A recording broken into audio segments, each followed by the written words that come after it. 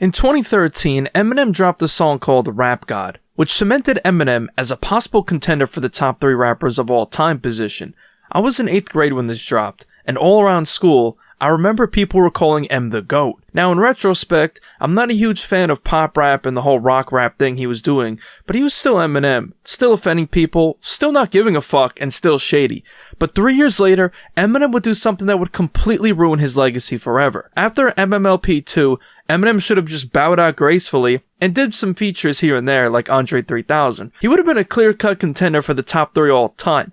Instead, Eminem decided to keep working on music. While working on his next album on October 19th, 2016, Eminem decided to give us a little record to hold us over called Campaign Speech. Thus, the saying words that don't make sense but they rhyme so fuck it, I'm lyrical Eminem was born. On this song, he literally said nothing. He was just rhyming. And look, I don't give a fuck if you can rhyme orange with door hinge. If you're not saying anything important, that's not lyricism. Jumped out of the 2nd floor of a record store with a treacherous 4 cassette and a cassette recorder in Ecuador with Edward Norton. What?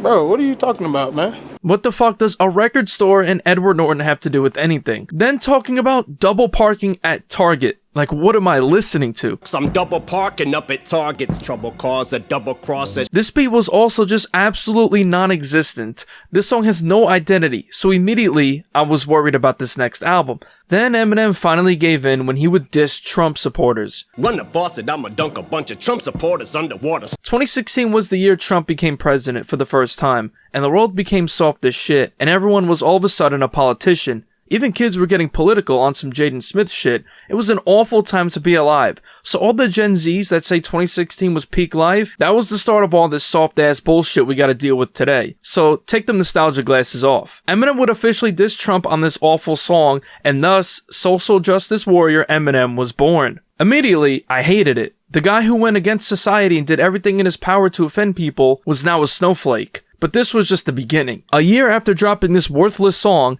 Eminem decided to do the most cringe and awkward freestyle I ever saw in my life. This freestyle was actually memed more than anything. Eminem became a laughingstock and dissed Trump. Eminem was now relegated to being a blue-hair furry online. That's an awfully hot coffee pot. Should I drop it on Donald Trump? Probably not, but that's all I got till I come up with a solid.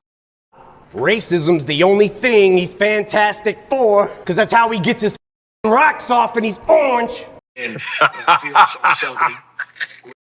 Eminem from like 2000 would have beat the shit out of this version of Eminem. Not only did Eminem sell out and become a snowflake, but it was also just awful. Whoever in M's circle that said that this was a good idea is a yes man for real. Then in December 2017, we finally got a new Eminem album for the first time since 2013. Revival. The worst rap album I think I ever heard in my life. Not gonna lie, give me 2018 6ix9ine over this garbage. At least 6ix9ine was dropping catchy records. This album was a steaming pile of shit. I hated every second of it. The only positive was Castle. And guess what? Castle is actually a recovery leftover, so that doesn't even count. Eminem displayed his white guilt throughout this album and got so political that I couldn't bother listening.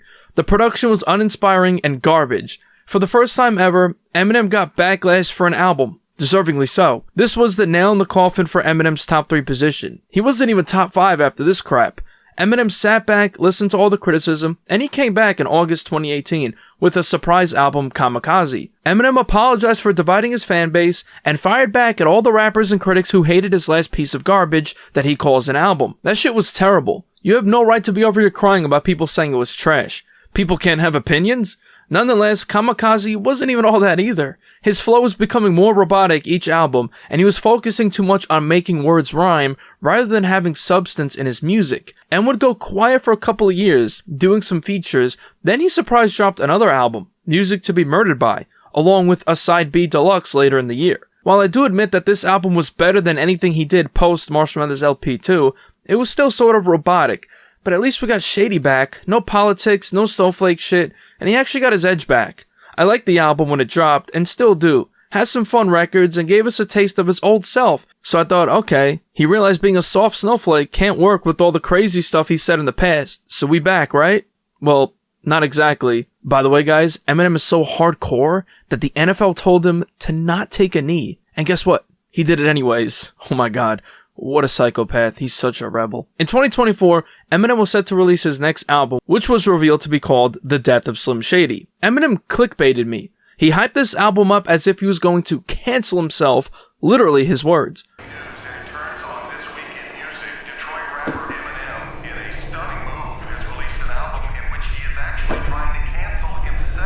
I thought maybe Eminem is going to say the most fucked up shit and make all the snowflakes on Twitter mad, Shady style, like Slim Shady would. May 31st, 2024, the first single drops. The song is an absolute nothing burger. The beat sucks, the song sucks. Like, what the fuck is this? No edge at all. This is not Slim Shady.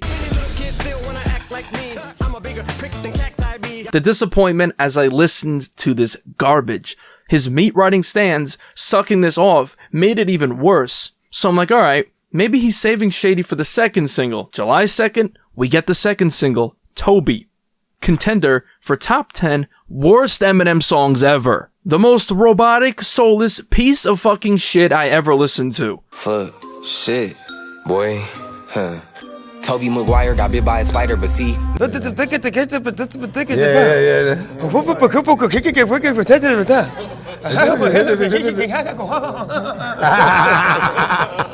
Babytron, if you're watching this, you, my friend, fucking suck. Why can't Eminem collab with Youngboy or Lil Durk or Kodak Black, someone who can actually make me feel their pain through the lyrics, or say something of substance? Eminem always looking up with these generic-ass lyrical miracles. Seriously, lyrical miracle bullshit. I don't care that you can rhyme orange with door hinge. Tell a fucking story. Make me laugh. Have some substance, god damn it. At this point, I kind of checked out of the album mentally, but still decided to give it a chance because it's Eminem at the end of the day. Days before the album drops, Eminem's still hyping this elephant dung up like he's finna cancel himself. The night of the release, Eminem tweets out, telling us to listen to this album in order. It's a concept album. July 12th, 2024, the album drops. It sucks. I don't care. This is my opinion. This album was the most uninspired I ever heard Eminem sound on record, ever. Robotic as fuck. The production was boring and annoying. The features, my god, they sucked. Yes, I think Jid sucks. Bro had Jelly Roll on this album, but you couldn't call a guy like Cardi, who is on a crazy run right now and would have broke the internet? No, you gave us Jelly Roll. The concept of this album is what almost drove me to tears. Eminem fully embraced being a washed, soft-ass old man. He was scared to say the R word. Oh my god, the R word. Shut up, midget. Stop been trying to break the habit of saying any R words. This gotta be a clone, because what the actual fuck happened to this guy? And to boot, his most cringe-worthy skits ever. Throughout the entire album, he's hyping it up like he's gonna cancel himself and that the PC police are chasing him. The most cringe shit ever. Anyone who heard this album, trust me, this is not how us white people act. PC police were chasing me and fucking Gen Z was trying to kill me and quadriplegics and Christopher Reeves and I was saying all this fucked up shit. He said absolutely nothing that will get him canceled. And why on earth is a guy who is in his 50s with more than $300 million in his bank worried about a bunch of unemployed peons on Twitter canceling him? Seriously, I don't get it. You didn't care about your PR when your rap career was do or die and you had no other option in life but to be a busboy at a restaurant. But now that you can literally never work a day in your life with generational wealth for your kids, now you care about your image? And don't take this like I'm just mad Eminem didn't say edgy shit for no reason. He hyped this album up to be like he's gonna cancel himself and didn't say not one thing that would even remotely cancel his ass. On top of it, the album sucked. People who call this album a classic, that term is thrown around way too much. This isn't even a classic example of why Eminem fell off, yes, but not a classic album. Not in the same breath as Illmatic, Ready to Die, The Blueprint, you know, real classics. I guess I'm the only one who thought the production on this album was god-awful. The hooks were actually terrible. MGK was right, M. Put down the pen.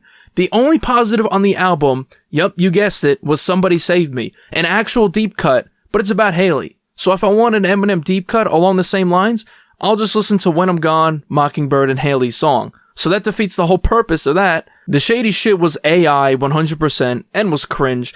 And the cherry on top of this diarrhea sundae was Guilty Conscience too. Instead of doubling down and saying even more messed up shit than he did on the first one, what do? He used Shady as his guilty conscience, saying he only created Slim Shady to get himself out of a bad situation, deeming Slim Shady as just a character to not take any accountability for what he said back then. This album felt like a PR stunt to try and erase everything he said back then. So my challenge to you, Eminem, if you truly regret what you said back then, how about you delete all your old music off of streaming platforms and stop receiving money from your old work since you regret it so much?